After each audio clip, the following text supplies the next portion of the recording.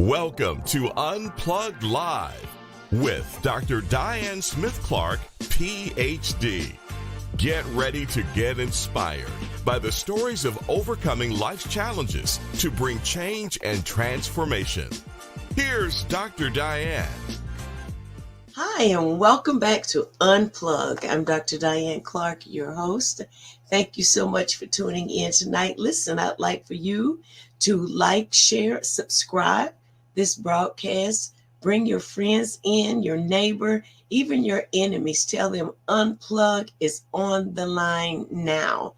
Today, we're going to be talking about some self-help things that you can do in the community to help our youth.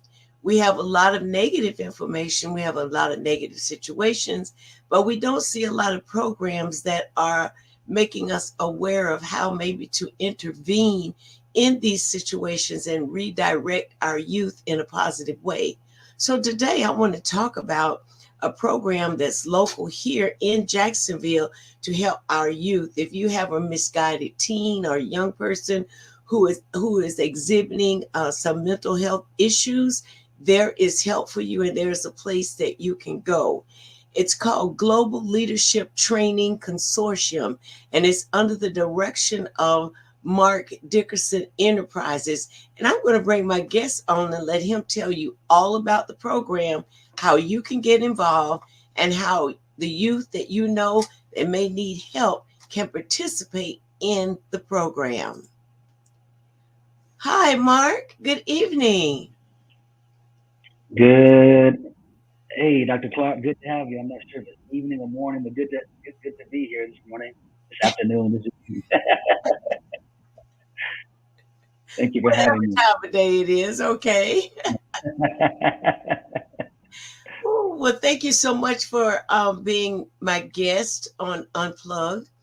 And I would like for you to talk about, I was just telling the audience, we were going to talk about some positive efforts in our community to really bring intervention to our youth, because we can always report something negative or something uncomfortable, undesirable, maybe that youth are exhibiting. But I understand that your program is a great intervention program and it works with youth mental health. I want you to just talk about your program, what you're doing, how you're doing, and how people can connect with you. Absolutely, Dr. Clark. Again, thank you for having me. It's an honor to be here to join you and your online family to talk about something that I think is so important and so prevalent in our culture right now. Before I dive into talking about the companies that I've been given the responsibility to manage, I'll say this, that one word that has become really profound to me over the last few months or a few years actually has been the word awareness. And I appreciate platforms like this, Dr. Clark, where you are helping make believers, people, the city, business owners, parents, organizations, churches aware of the resources that are here right in our own backyard to help us deal with the things that we're dealing with.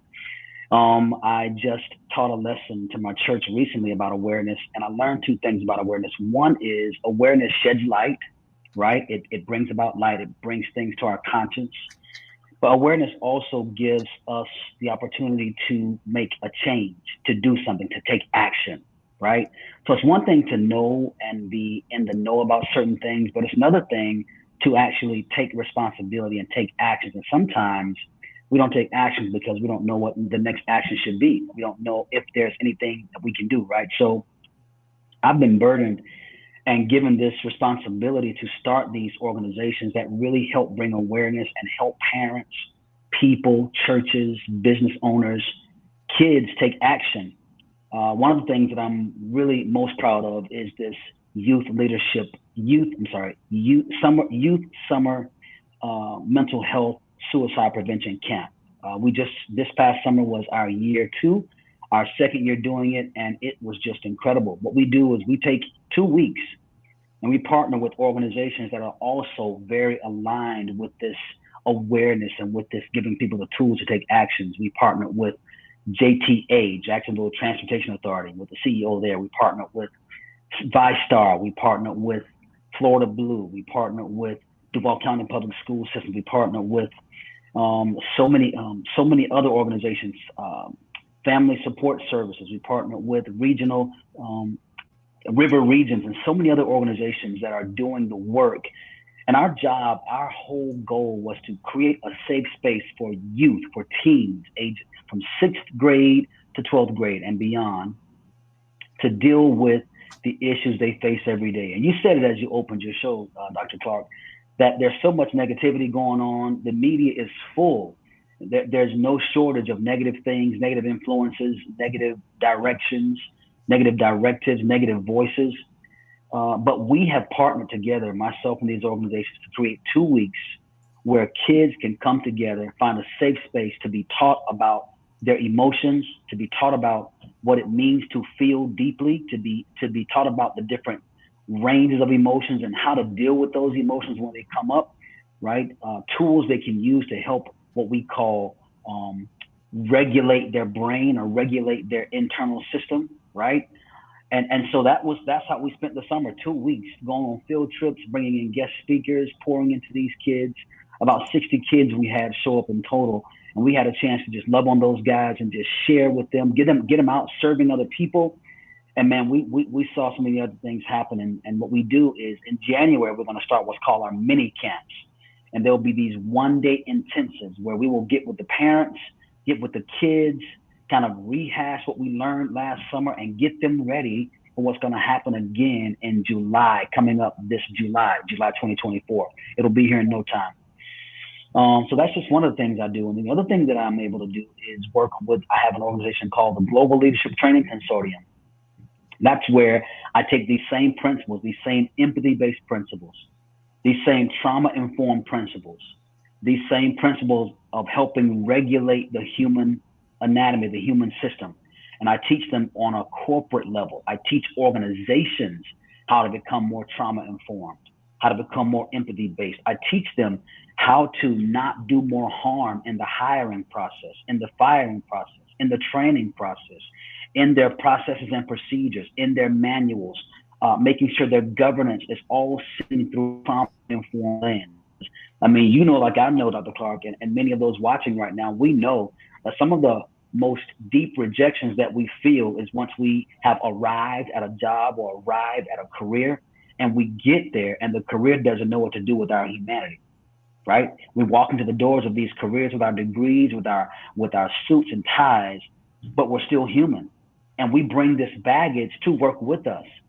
And if we're not careful, or if we're not informed or aware, then we start to change the temperature or the energy around us because of our own baggage. And organizations who are not aware that we come triggered, we come with this baggage, can tend to exacerbate that, right? And the polished young man and the polished young woman walking into the boardroom, walking into the business meeting, walking into the CEO or the C-suite gets triggered. And that broken human, that unattuned to person shows up. And typically what happens is we get let go. But I want to help teach. This Global Leadership Consortium is all about helping organizations learn how to see people as people and not punish them for their brokenness, but put systems in place that honor the whole person. So those are just a couple of things that I'll stop talking there, Dr. Clark. Wow. You cover a lot of important areas. I've been through the trauma-informed training as well. And I learned so many things that I thought I knew. And I realized I didn't know them as well as I thought I knew them. So it is always good to expose yourself to these programs, to expose yourself to more information, to really become empathetically involved. When there is a problem, there is always a solution. And those who lend themselves to finding solutions rather than magnifying problems usually come up with some process or some way that we can help either eliminate or calm down situations that are happening in our community. That is so key, what you're saying with the youth mental health, because things have changed, Mark. Family dynamics have really impacted our youth. Family was to be a father, a mother, and children. And in that dynamic, we were supposed to be balanced and loved and nurtured and so forth. And then as the times began to change, the environment began to change, and we discovered that what looked like the perfect setup was interrupted by war. It was interrupted by drugs, interrupted by negative behaviors, mental health issues that were undiagnosed, that were actually mental illnesses that took one of the parents out of the home. So we create a new situation, but we did not create a new answer for the situation. And thus the children became impacted by that. You have so many young men, 40, 50 years old, saying, I never knew who my father was. I knew his name. And I met him a couple of times, but I didn't know enough about him to know who I am, or where I came from, or what do I have like you as my father. And we educate them, right? We educate them and we dress them up. But that area of trauma has never been healed, never been addressed. And they take that in a work environment, and let's just say they have a male boss that's very domineering or very controlling, and they begin to relate that trauma to that leader. And now you've provided a way, when we realize we have issues, to bring awareness to those situations. Dr. Clark, yes, it's funny you talk about the things that happen. We talk about youth mental health, and we talk about mental health in the workplace and how organizations can be more empathy-based and more trauma-informed. But to your point, it all boils back down to those early years in life. What happened, right? So I think we said this on one conversation before, that the conversation is actually changing now from what's wrong with you to what happened to you. That one change in conversation really says, I'm willing to put on a different lens and see you not as the behavior that you're displaying, but see you as a result of possibly what happened to you. So it brings light to your story, right?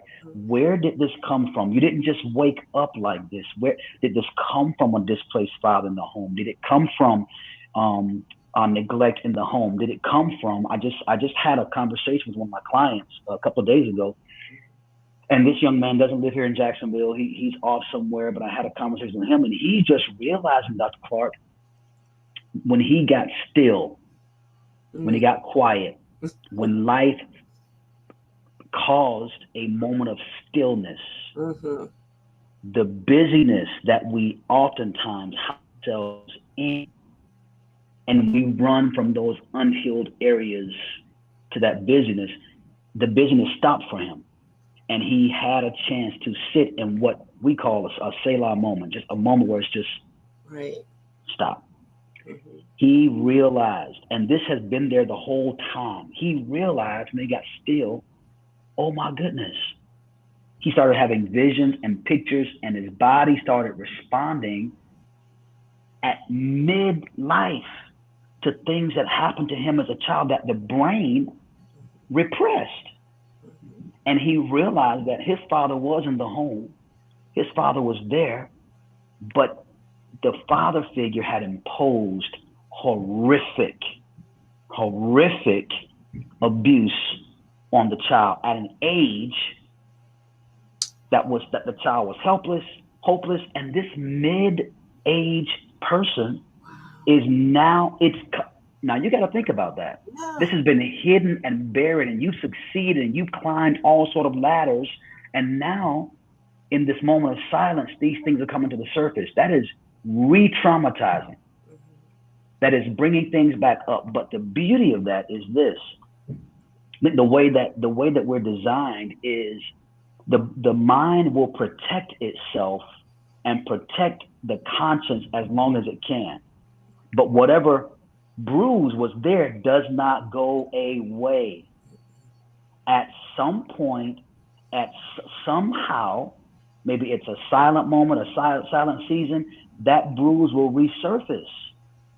And what I've learned, Dr. Clark, is I've learned to put on different lens. That bruise or that outburst or that psychotic break or that whatever is sometimes, I believe this with all my heart, an invitation into healing.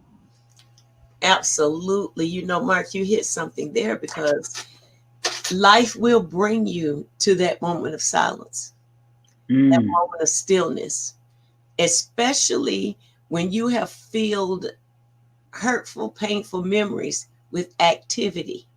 mm, Activity slows down, then the repressed memory shows up. And imagine where he is now. He's re-traumatized. That's double trauma. He's re-traumatized, and now he has to face the fact, with all I've accomplished, I did it as a broken person. I wonder what my life would have been like had I had an opportunity to heal from these things. What would my future have been? Where would I be now if I were healed? If I accomplished all of this broken, wow, where would I be? So it's an excellent opportunity. It's a very uncomfortable opportunity, but an excellent opportunity for him to heal, because he's going to discover not only was the father abusive, he was also emotionally unavailable. Because had he been emotionally available, he would have been able to connect with the son and see what I am doing is not the best thing for him. It may have been what happened to me when I was being reared, but it is not the best thing for my son. So he was emotionally unavailable. It says that he didn't get to know the child. And you know, we have children, and most people who have babies want babies. There are some people who do oops, they call it, you know, and they didn't really mean to get pregnant. But you know, that's a mysterion, because if you're having unprotected sex, you know there's always a risk that you're going to get pregnant. So I won't go into that. But oh, well, I didn't mean, I wasn't trying to get pregnant from him, but you were having unprotected sex. What did you think? You know, what were the things that could have happened as a result of that? Anyway, that's another story. You know, and we get these children, and they come packaged. Their life is already purpose when they cry into the world. And it would be neat. I know this is utopic what I'm saying now. If parents had the ability to discern that child's purpose, their destiny, what molding and shaping they would need in order to enter their purpose in life. But we don't have that for the most part. We only get to really start knowing them, say 6 7 months, when personality starts to, you know, first 6 months is just crying, I want my way, do this, do that. And then about 6 or 7 months they start exhibiting, uh, I have anger issues, or you know, I'm easily frustrated and I can't handle waiting, or I don't deal well when you speak in this tone. You start seeing that as early as 6 7 months. And then we could really pay attention to our children and get to know them, instead of going by the way we were raised. And we have a whole generation now that's damaged emotional. I'll say emotionally, maybe not mentally, but emotionally, because they came from that era that I came from, where you got a whipping. A whipping was the answer to everything. Whatever you did, I mean, even if it could be corrected, you got the whipping along with having to correct the issue. Now, in your generation, you probably weren't exposed to that, but you have a lot of people. Oh no, that belt was the answer. I mean, Everything. yeah. Yeah, and you couldn't talk yourself out of it. There was no explanation. There was no understanding of what triggered you, or the why to, you know, so you learn how to be an expert liar and an actor to Mm-hmm. try and get out. Well, Survive, that yeah. follows you. Yeah, that Yes. follows you on into your professional life. So you're on a job, and let's say you do something wrong. Bam, there's the trigger. So you're expecting to be fired. You're expecting to have some harsh discipline happen. And when you're on edge like that, you usually respond to your own emotion instead of waiting to see how the situation is going to play out. Yes. Dr. Clark, that is so good. You said some things. I will just say I was raised in an era, to your point, where I got my tail tore out the frame, and it wasn't just one tail tore out the frame. It was I was raised in an area. I was raised in an area of Jacksonville where it was poverty, abject poverty. Everybody's family, so the whole family's poor, but they did the best they could, village style raising. And if you got a beaten by one, you get a beaten by everybody. Yeah. You're gonna get a beating as every house you go down. They're gonna make sure you understand. So I got that, and it became cultural. It was culturally accepted, and that can go. I can go a whole nother route, but I won't. But here's what I will say. You talked about parents being able to discern kids' futures and their potential early on. So there's this string of videos out there on the internet called strange situations.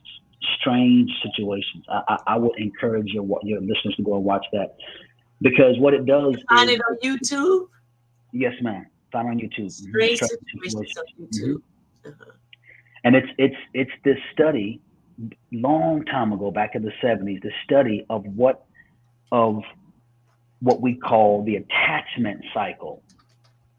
You talked about the client that I told you about, who was the parent was emotionally unavailable, the trauma that was imposed on the child at an early age. What I've learned in watching this and studying attachment styles is that children come into the world with an ability to communicate. It may not be words formed yet, but they have a language, and the language is the cry. This is their voice. This is their sense of agency at birth. And different cries have different sounds. Just like different tribes have different dialects, different cries have different sounds. And every cry means something. And what it takes is this curiosity over and over again on the part of a mother or a father, the caregiver, to figure out, what is this child saying to me? I know, am I going too long, Dr. Clark? Am I going too long? No, we still have.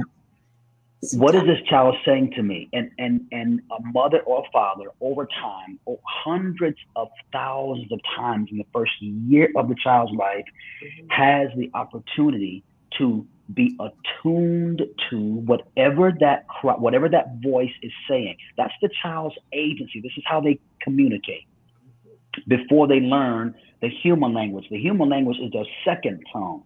Right. The first tongue is not English. Their first tongue is whatever this belt comes out of me that communicates, right? So the mother or the father or the caregiver has hundreds of thousands of times to come along when that child says, when they cry with a different word or different sound, they're saying, I have a need. Yes. The attuned parent begins to tune into that frequency and learn what that cry means.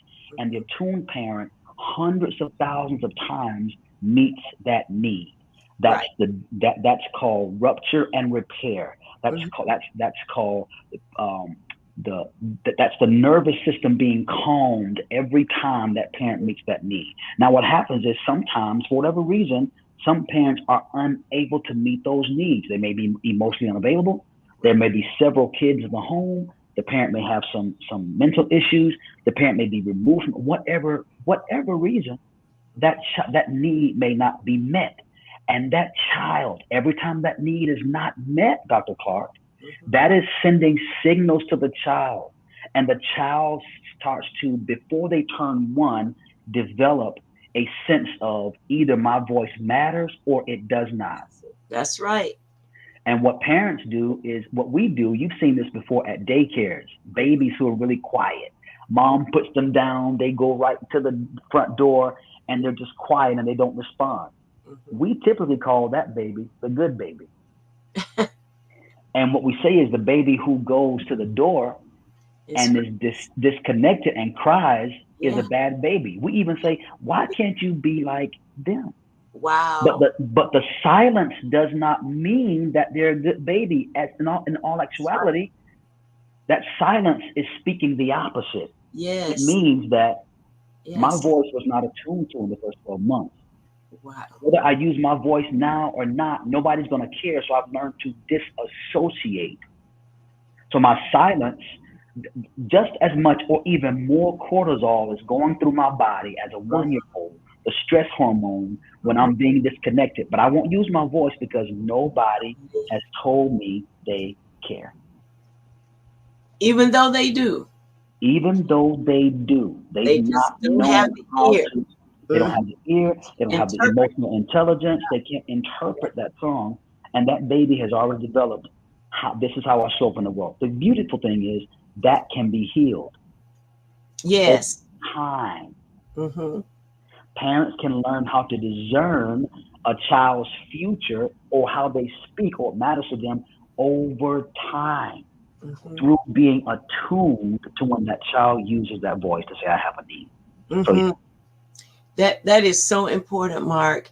And pastoring a congregation, listen, the church is the dumping ground for every dysfunction known to man, because the church offers a solution.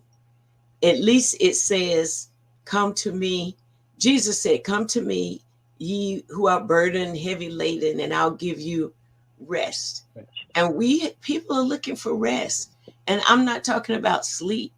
I mean peace, in inner peace, and resolve that I'm okay. I'm all right.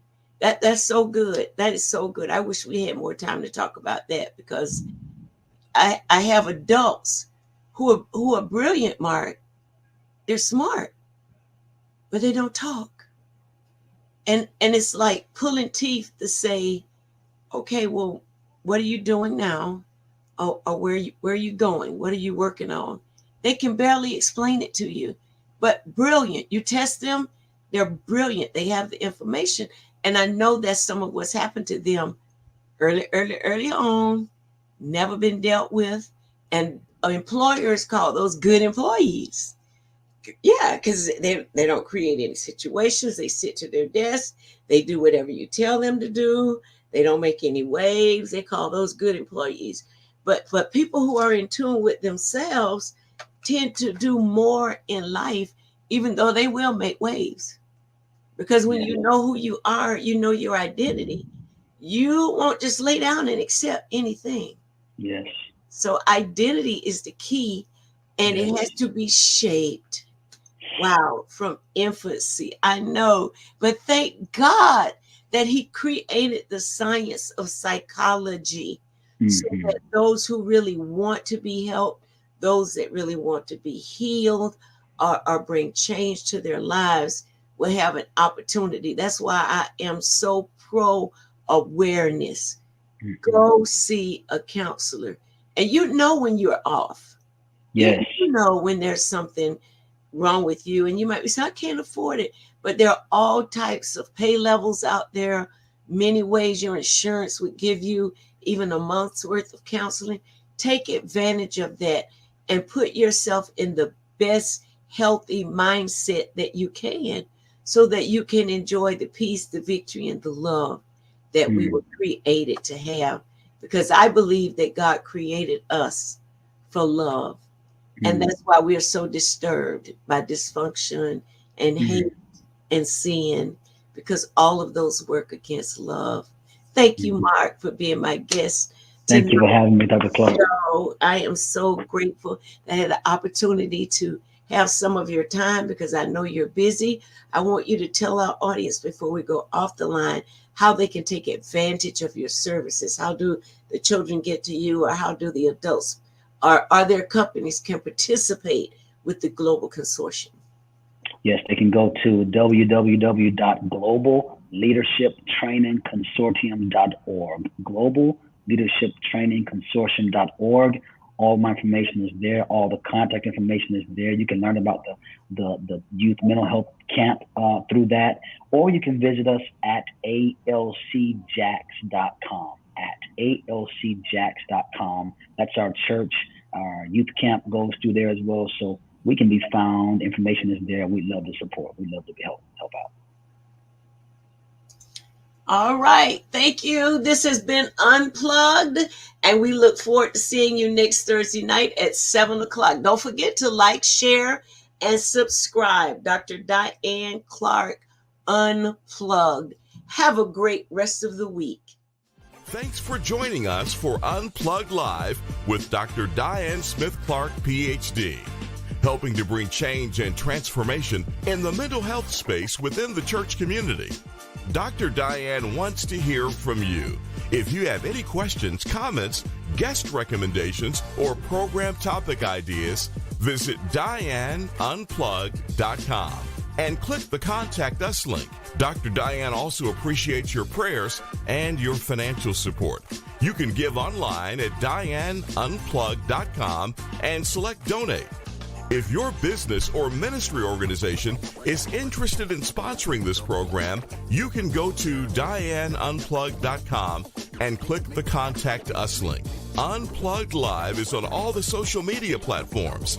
Just search Dr. Diane Smith Clark, follow, and subscribe. Unplugged Live with Dr. Diane Smith Clark, PhD. Healthy mind, wealthy life.